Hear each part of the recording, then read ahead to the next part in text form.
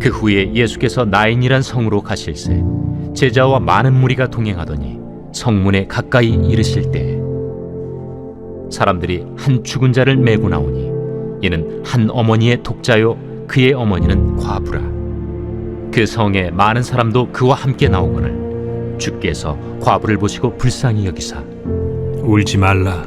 가까이 가서 그 관에 손을 대시니 맨자들이 서는지라. 청년아, 내가 네게 말하노니 일어나라. 하심에 죽었던 자가 일어나 앉고 말도 하거늘 예수께서 그를 어머니에게 주시니 모든 사람이 두려워하며 하나님께 영광을 돌려 이르되 큰 선지자가 우리 가운데 일어나셨다. 하나님께서 자기 백성을 돌보셨다. 예수께 대한 이 소문이 온 유대와 사방에 두루 퍼지니라. 오늘 우리가 읽은 본문 내용은 나인성이라고 하는 이 지역에서 이루어진 얘기입니다. 1절에 보면 7장 1절에 보면 이전까지 예수님은 가버나움에 계셨습니다. 가버나움에 계신 예수님이 이 나인성으로 찾아오신 것입니다. 가버나움에서 나인성까지 거리는 약 40km 정도로 걸어서 꼬박 하루가 걸리는 그런 거리입니다. 가버나움에서 나인성까지 가려고 하면 요단강 건너 다볼산 지나 그 밑에 있는 동네가 바로 나인입니다.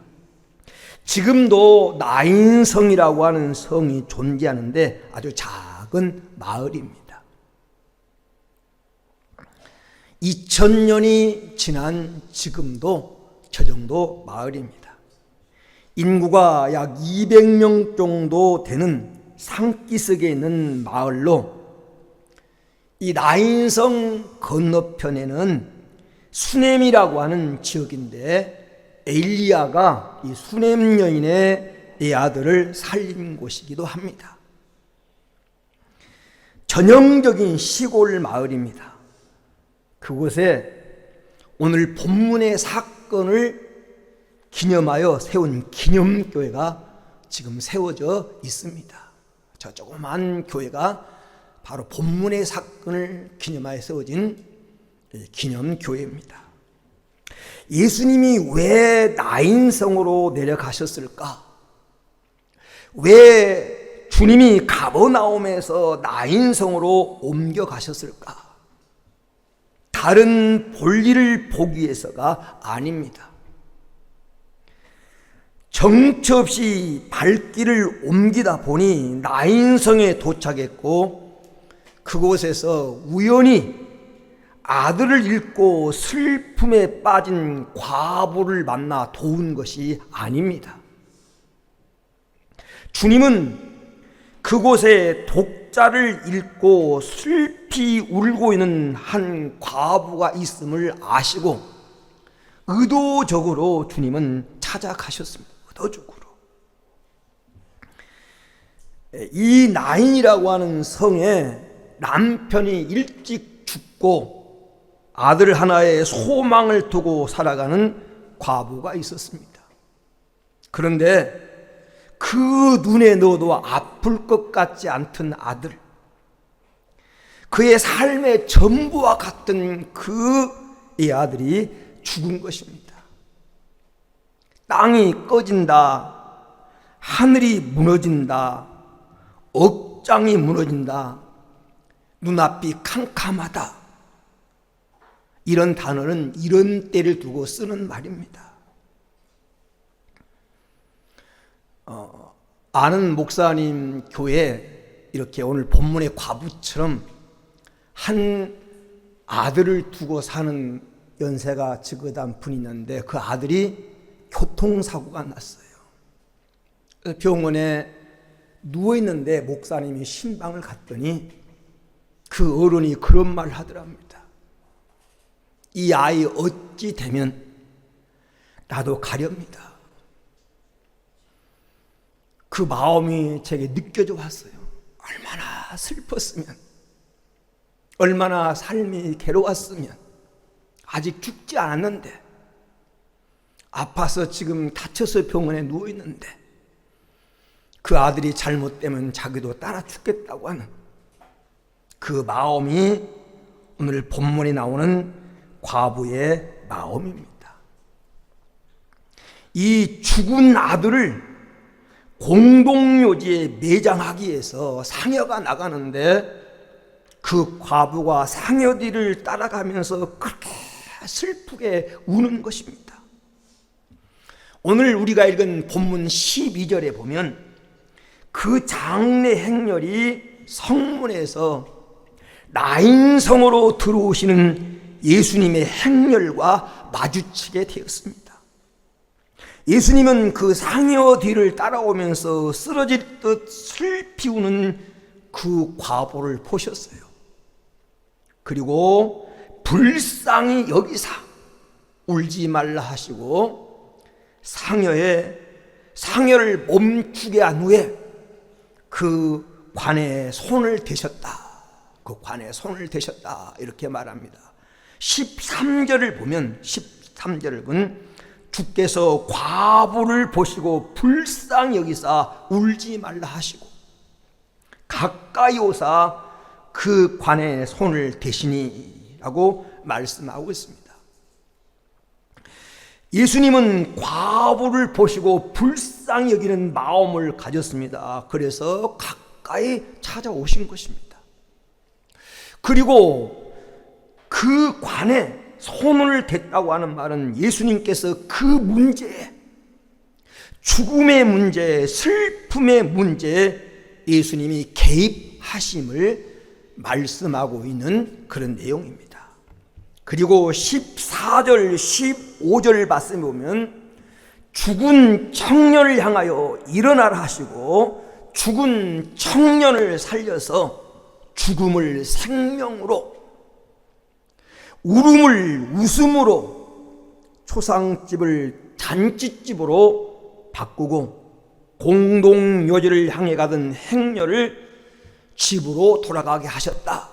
그 내용이 14절, 15절 말씀입니다.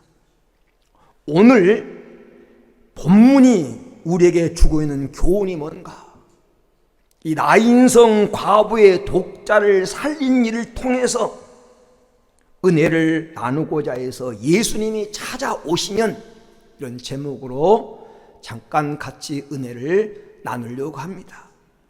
주님이 찾아오시고 주님이 문제에 개입하시면 어떤 역사가 일어나는가? 어떤 역사가?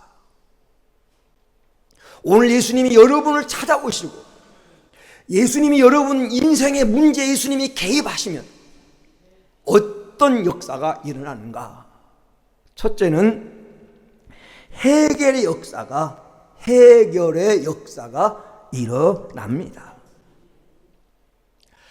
마태복음 14장 22절에서 33절 말씀에 보면 예수께서 제자들을 바다 건너편으로 건너가라 명령하시고 예수님은 기도하러 산으로 가셨습니다.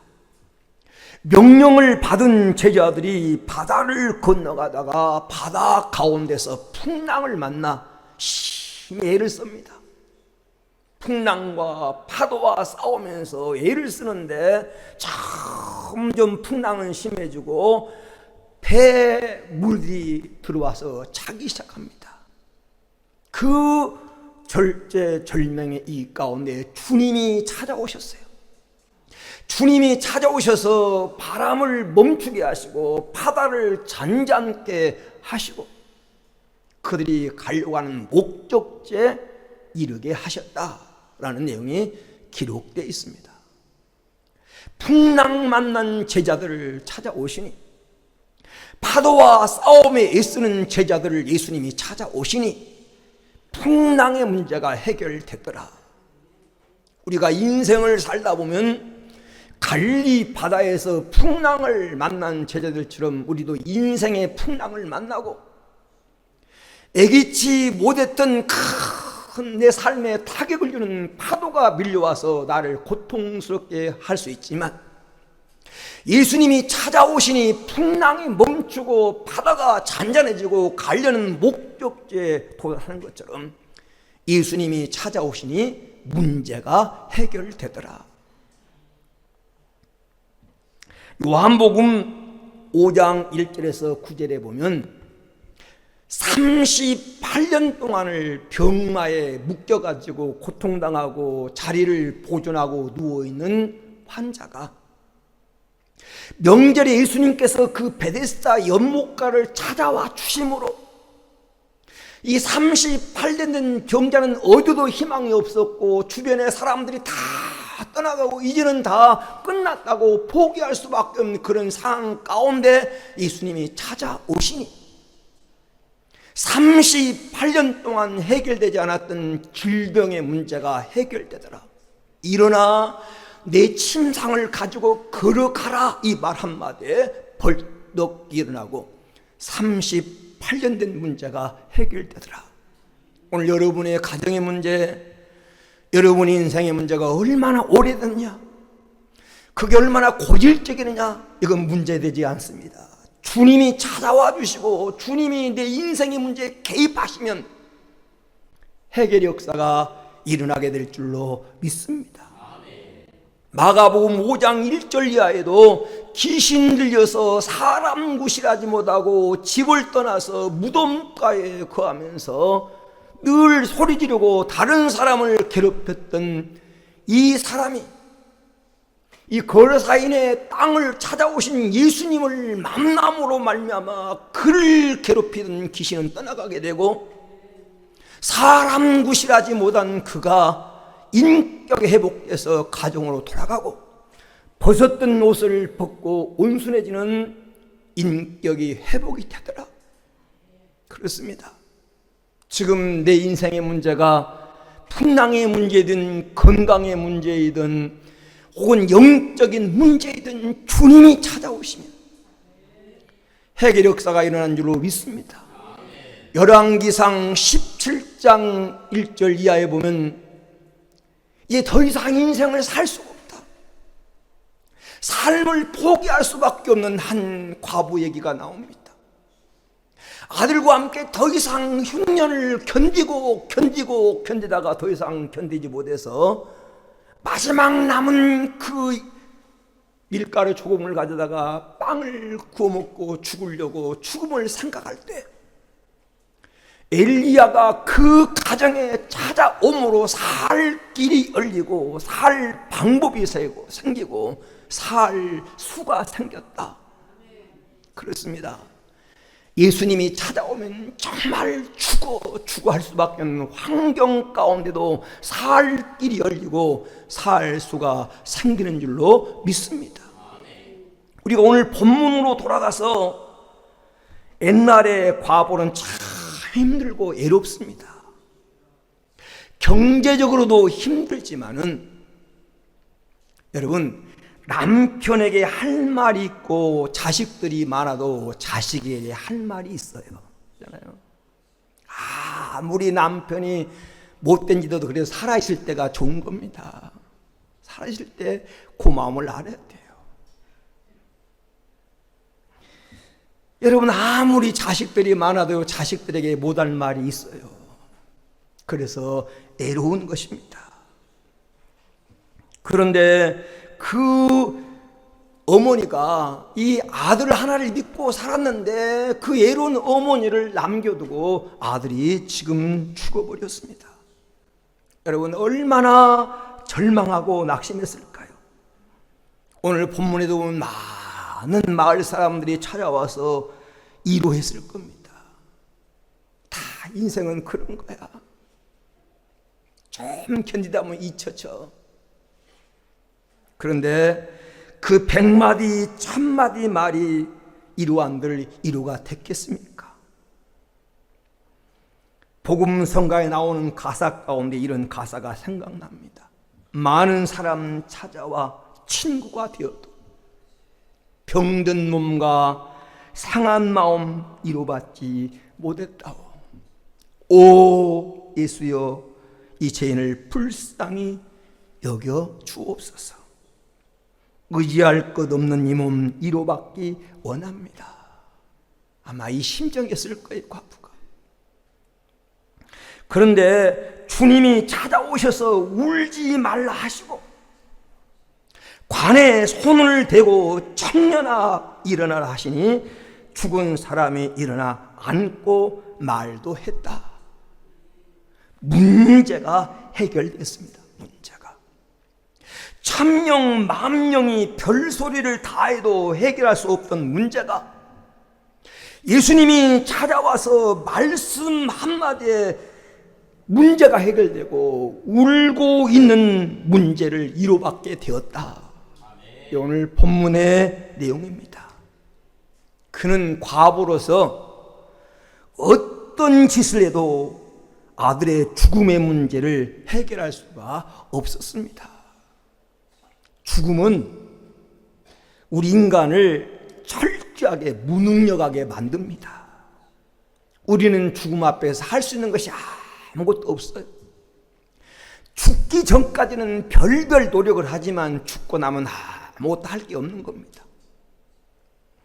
죽음이 우리와 우리 가족을 찾아온다면, 죽음이 우리를 부른다면 우리는 그 앞에서 할 수 있는 것은 그냥 통곡하는 것밖에 없습니다. 어떻게 죽은 아들을 살려서 그 아들을 다시 볼 수 있겠습니까? 그런데 예수님이 찾아오셔서 해결해 주셨다.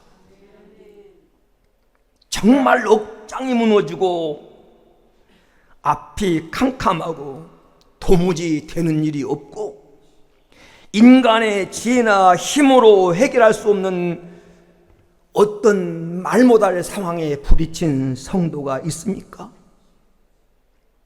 그때가 예수님이 가장 가까이 찾아온 때이고 주님 만날 때입니다. 주님께서 내 문제, 주님께서 여러분 문제에 개입하시면, 예수님께 여러분의 인생의 문제를 맡기면 반드시 좋은 해결의 길이 열릴 줄로 믿습니다. 못한다, 안 된다, 끝났다 말씀하지 마시고 예수님께 한번 이 여러분 문제 예수님이 개입하도록, 내 문제가 예수님의 문제가 되도록, 예수님이 내 가정의 문제에 개입하도록, 예수님이 내 인생의 문제에 개입하도록 예수님께 그 자리를 한번 내어드려 보십시오. 예수님 찾아오시면 반드시 해결의 길이 열릴 줄로 믿습니다. 두 번째로, 오늘 예수님이 찾아오셔서 내 문제에 개입하시면 어떤 역사가 일어나느냐? 변화의 역사가 있는 변화의 역사. 오늘 15절 하반절에 말도 학원을 예수께서 그를 어미에게 주신대 라고 말씀하고 있습니다. 어머니가 얼마나 좋았겠습니까? 이제 끝났다고 생각됐는데 그 아들을 예수님이 살려서 어머니에게 주었습니다. 예수님이 이렇게 말씀하실 수도 있어요. 이제는 내 아들 죽은 것으로 여겨라. 내가 데리고 가서 쓰겠다. 이렇게 말씀하셔도 어머니는 고맙게 생각할 겁니다. 왜 죽은 아들이 살아났으니까. 그런데 예수께서는 어머니에게 그 아들을 돌려주셨습니다. 공동묘지로 장례 치르러 가다가 집으로 돌아가게 되었으니 완전한 변화입니다. 집에 돌아가 장례를 위해서 마련한 음식으로 잔치를 하였으니 초상집이 잔치집이 된 것입니다. 지옥은 전혀 희망이 없고 절망만 있는 곳이 지옥입니다. 이 과부를 한번 보십시오. 예수님이 찾아오기 전까지 예수 그리스도께서 그 문제에 개입하기 전까지 절망과 한숨과 좌절뿐이었습니다. 바로 지옥이 있다면 그 집이었을 것입니다. 그런데 아들이 다시 살아났으니 희망이요, 기쁨이요, 찬송이요, 바로 그 집이 천국입니다. 지옥과 감옥 같은 집이 변하여 천국이 되었다고 하는 그런 말입니다. 사랑하는 여러분, 이 이야기가 성경 속의 이야기로 끝나서는 안 되고, 오늘 이 이야기, 이 사건이 여러분의 이야기, 여러분 가정의 사건이 되기를 주의 이름으로 축원을 드립니다. 주님이 내 문제에, 내 가정에 찾아오시고 개입하시면 변화가 일어납니다. 죽을 수밖에 없던 환경이 변하여 살 길이 열리게 될 줄로 믿습니다. 변화가 일어났어요. 길이 생겼어요. 요한복음 4장에 보면 이런 얘기가 나옵니다.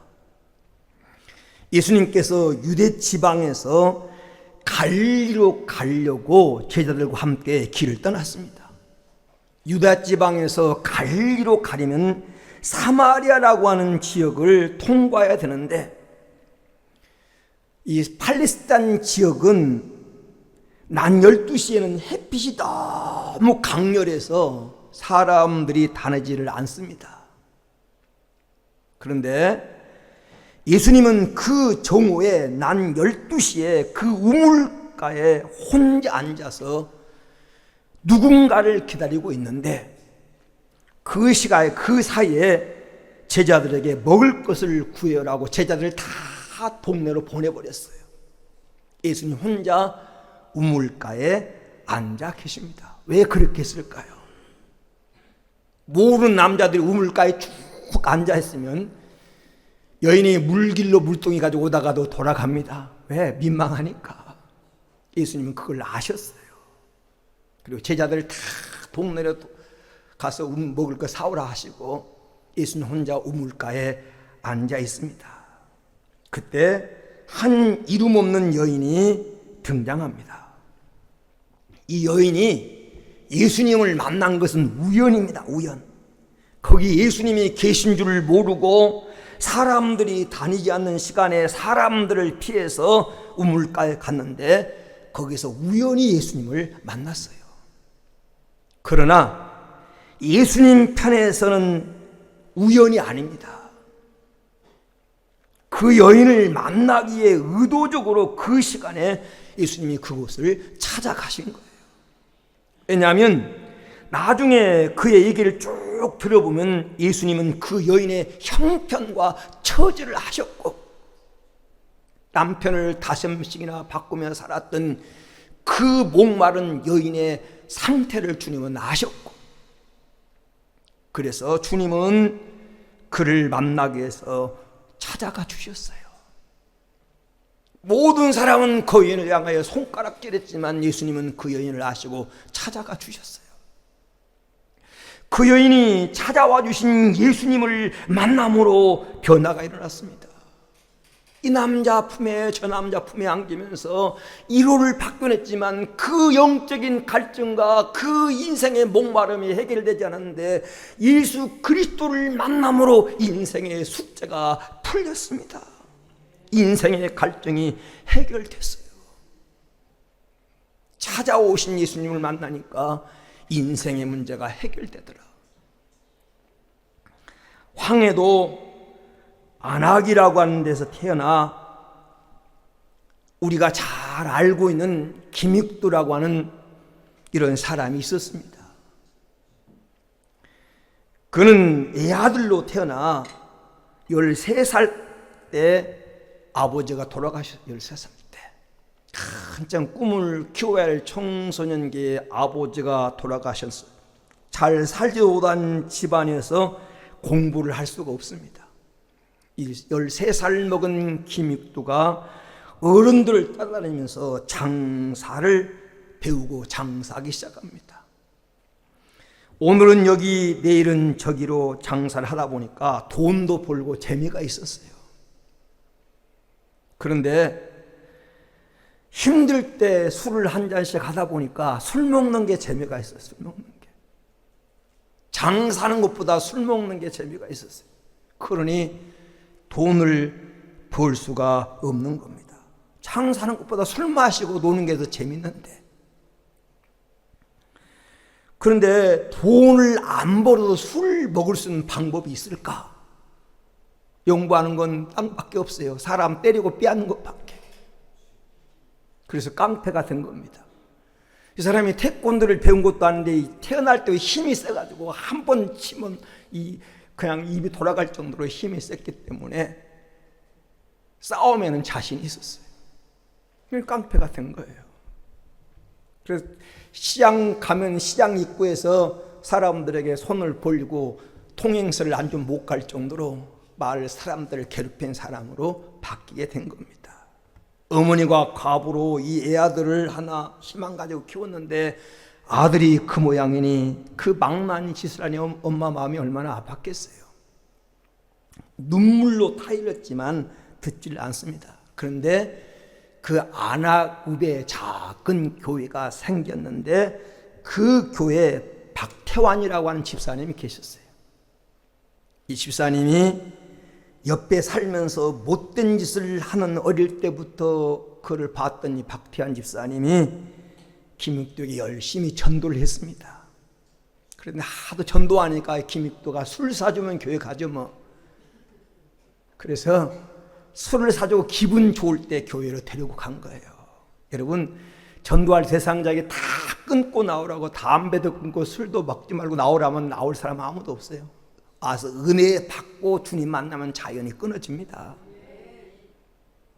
그래서 이 사람이 이 전도받고 교회 왔다가 그때 황해도 지방에서 선교하던 한이름이라고 하는 선교사를 한이름 선교사를 만나서 이 선교사를 통해서 새 생명과 새 생활이라고 하는 제목의 설교를 듣고 그가 말씀 앞에 은혜 받고 예수님을 영접하게 된 겁니다.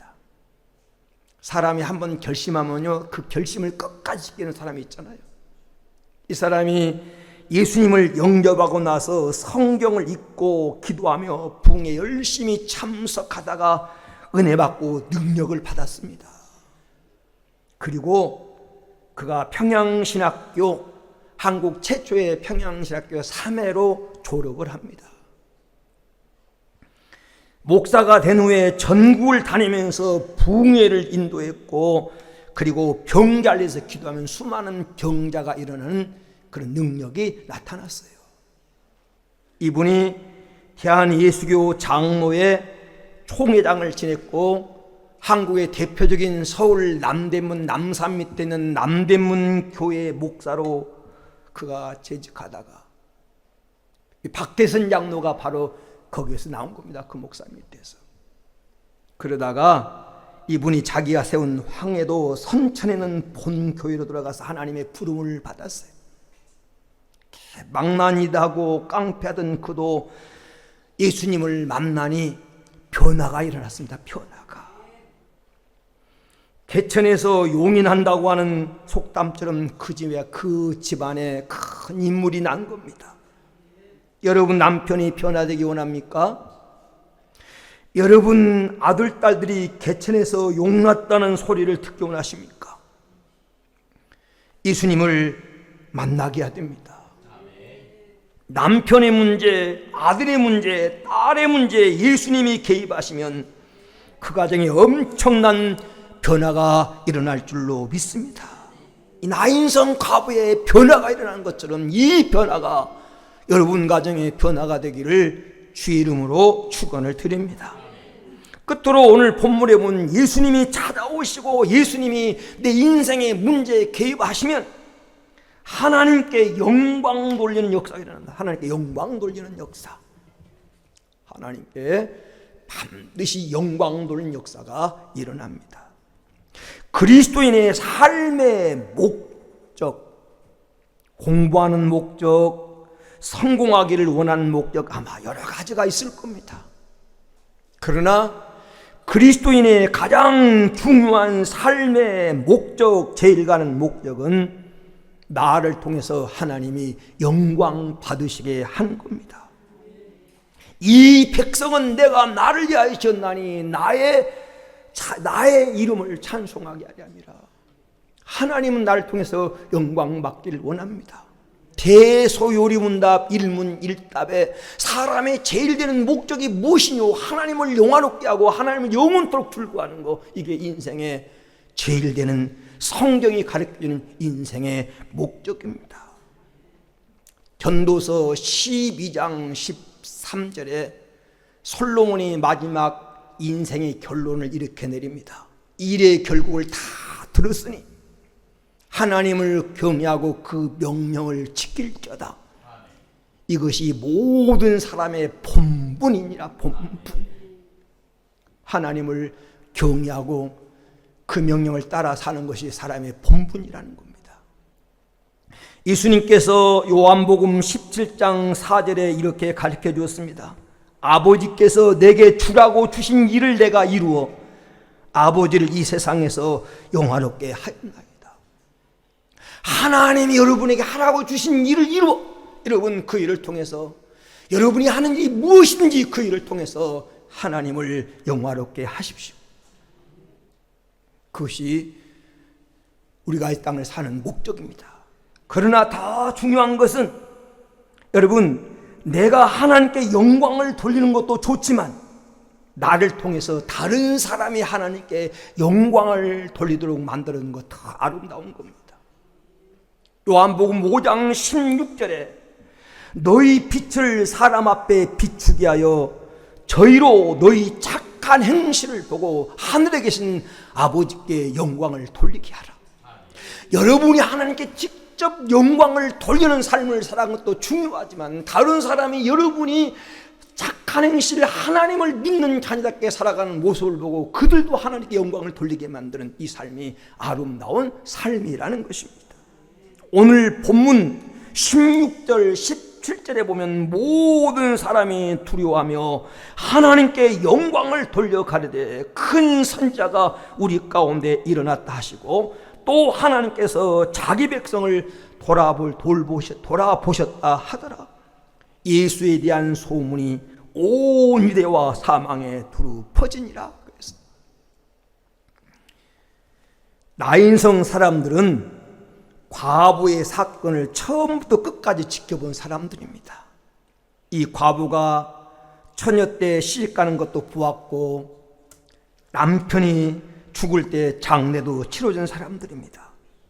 그 아들이 죽은 모습도 보았고 장례를 치르다가 예수님에 의해서 살아나고 놀라운 역사가 일어난 기적을 처음부터 끝까지 다 본 사람들입니다. 그래서 그들이 하나님께 영광을 돌리는데, 뭐라고 영광을 돌립니까? 하나님이 자기 백성을 돌아보셨다.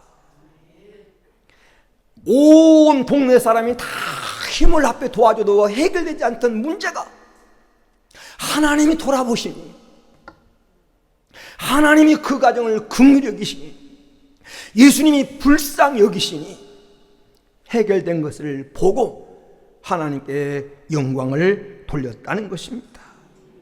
그렇습니다. 하나님은 자기 백성을 돌아보신 분입니다. 세상 사람들이 여러분을 보면 저 권사님 보니까, 저 집사님 보니까 과연 하나님 살아계시다, 하나님이 돌아보시는구나, 하나님 자기 백성이 예면하지 않는구나, 이런 모습을 보고 하나님께 영광을 돌리도록, 여러분의 믿음과 여러분의 삶을 통해서 세상 사람들이 저렇게 사람이 변할 수 있구나, 저렇게 사람이 달라질 수 있구나, 여러분 모습을 보면서 영광 돌리도록 살아가는 은혜가 있게 되기를 주의 이름으로 축원을 드립니다. 결론입니다. 예수 믿는 사람도 얼마든지 괴로운 문제, 어렵고 힘든 문제에 직면할 수 있습니다.